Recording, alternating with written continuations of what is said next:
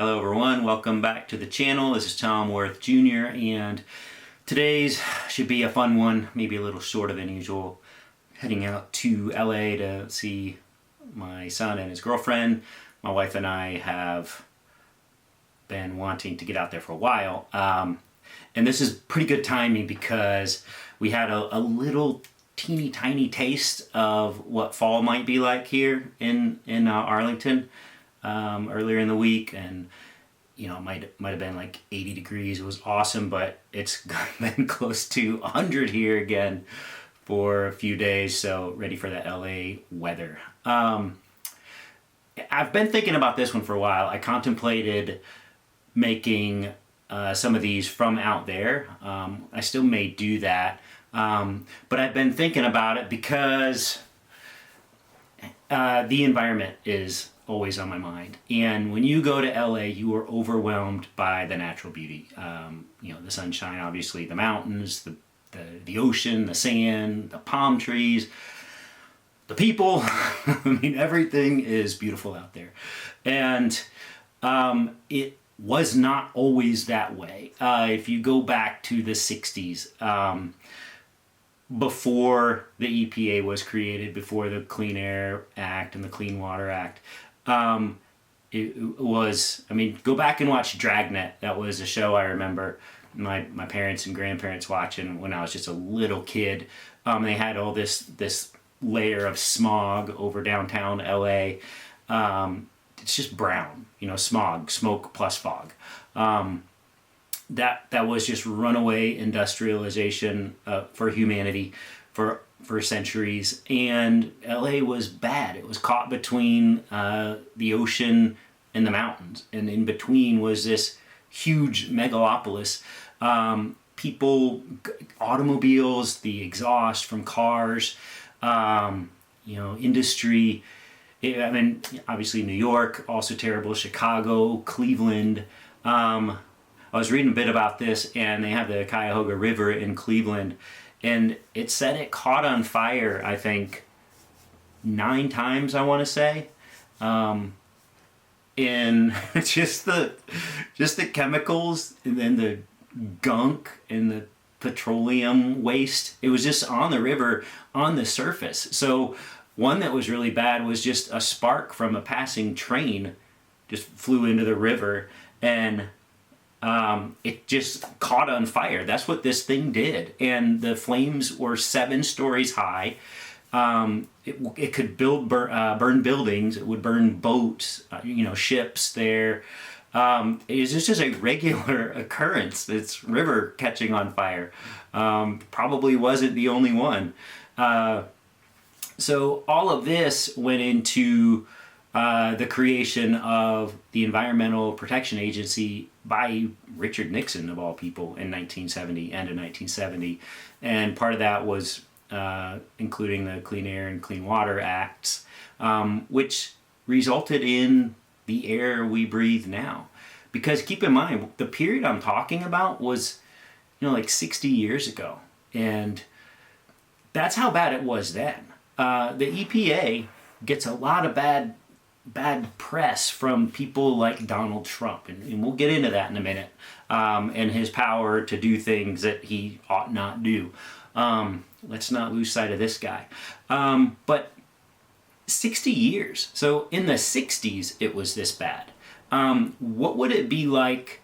And keep in mind, LA wasn't really much of a thing before like the 1920s. It just had this mass immigration, and it just exploded. And so it hadn't been around that long. Cars hadn't been around all that long, and already it was horrific, air quality wise.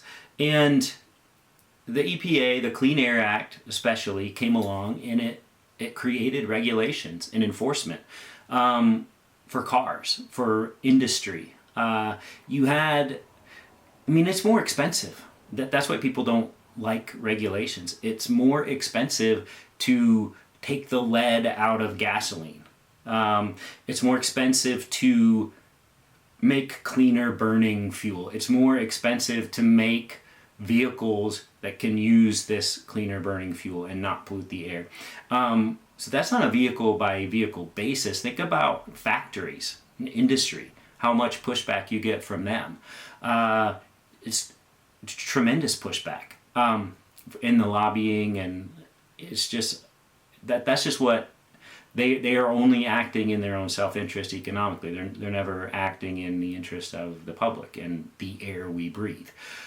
So you have these forces at work against each other. People wanting to live and breathe and see beauty, and then companies that want to make money. And you have someone like Donald Trump come along. Who does he appoint?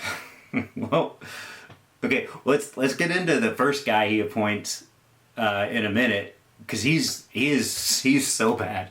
But the second guy he appointed to replace the first guy who had to leave was a guy named Andrew Wheeler. He was Trump's last couple of terms in office, and he went on. He was just kind of he wasn't, I wouldn't say a climate change denier, but he's one of these people that always works for people who are working against climate change regulations and trying to do something about it. He said he didn't think climate change was an existential threat, and right now he is he's the head of the Washington Coal Association or something, or vice president of the Washington Coal Association, I think it said. I can't find it right there. But the guy he replaced was the guy Trump appointed first. It's the head of the EPA. Now, this is going back to what I said earlier in the week, where the president isn't regulating the EPA, like he's not overseeing the EPA, but he appoints the guy who does. And he appointed a guy named Scott Pruitt from Oklahoma. And this guy, he sued this guy himself before he was appointed as head of the EPA. He was a self-described leading advocate against the EPA's activist agenda. He sued the EPA at least 4 times in his office in Oklahoma. He sues the EPA. So Trump makes this guy the head of the EPA.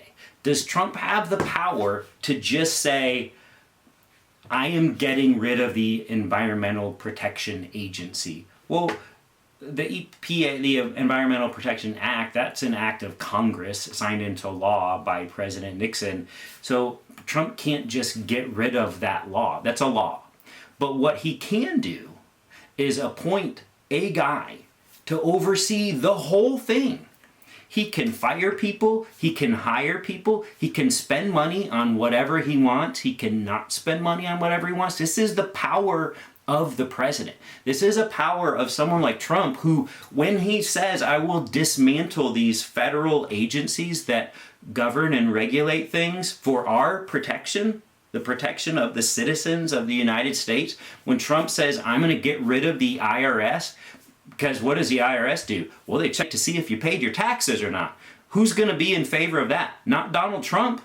So can he abolish the IRS through saying it doesn't exist anymore? Not directly, but same with the EPA. But he can appoint the head of the EPA, and he did. And this Scott Wheeler, he came under at least 14 separate federal investigations by the government, and not just like the Democrats, right, in the House or whoever, by the Government Accountability Office, the GAO, the EPA Inspector General, the White House Office of Management and Budget, the U.S. Office of Special Counsel, and 2 House committees over his spending. So the guy is as corrupt as it gets, and he actively sues the EPA. And Trump puts him in charge of the EPA. So, this is, if if Trump gets elected again, I guess, I don't know. I mean, and forget about EVs. I know EVs are really controversial. Like living in Texas, obviously it's not like when we would visit the son in Northern California in college, and I'm sure Southern California is the same way, that they are gearing their infrastructure to accommodate EVs. When you're on the highways out there, I always joke around that the national vehicle of Texas are just pickup trucks, and the national vehicles of California, they're Teslas, they are Toyota Corollas, and they are any Subaru. That just seems to be what you see out in California. There's so many Teslas out there. I haven't been out there in probably a year, a little over a year now, so can't wait to get out there and see what it's like now. But the EV infrastructure isn't ready for prime time yet in most of America. You can have it in some urban areas, downtown Dallas, say. You can have some parking structures, some garages at high rises that have built-in charging stations. You can find them around town in Dallas and Fort Worth, but here in Arlington, and there's just not much there. And you get outside of DFW proper, heading down to the lake or something, just forget it. You're not charging that. You get down to Austin, about 3 hours from here. That's more California-like.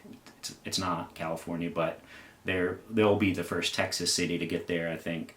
But then, it's just a long way away. And in the meantime, we need to keep protecting our air and our water and not trying to tear down the agencies that actually regulate this stuff.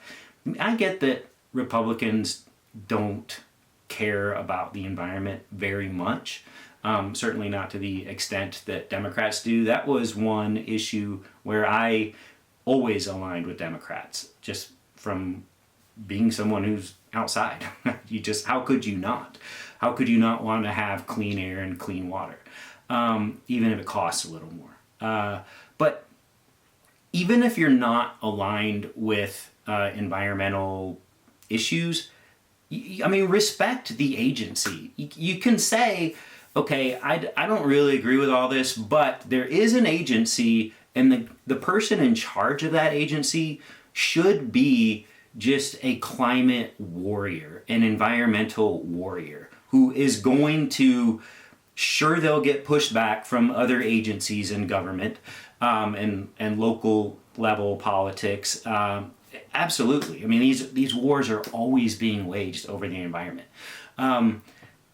But appoint a legitimate head of that agency to see, who wins that battle. Like, if it's just common sense, you're not going to, I'm not going to get into more about what you wouldn't do, because Trump actually does the things you're not supposed to do by putting the people in charge of things that absolutely would never have any business being in charge of the thing. But anyway, excited about Los Angeles. Wife and I are excited about seeing our son and girlfriend, getting some beautiful sunny palm tree weather, seeing the ocean, all the blue. Cannot wait, and I am very, very grateful to the EPA and the Clean Air Act and the Clean Water Act that were, over 50 years ago. And because of that, we live in the country that we live in, and we can breathe and we can drink. Please Google some images from the Cuyahoga River burning, and then look at images of it now with boaters, with kayakers. It's the most idyllic setting you could imagine. It's just beautiful. There's luxury condos on the shore, all because of the EPA. And I just don't think we need to ever lose sight of that and ever stop fighting for the environment. All right, you all have a good weekend, and we'll talk to you later.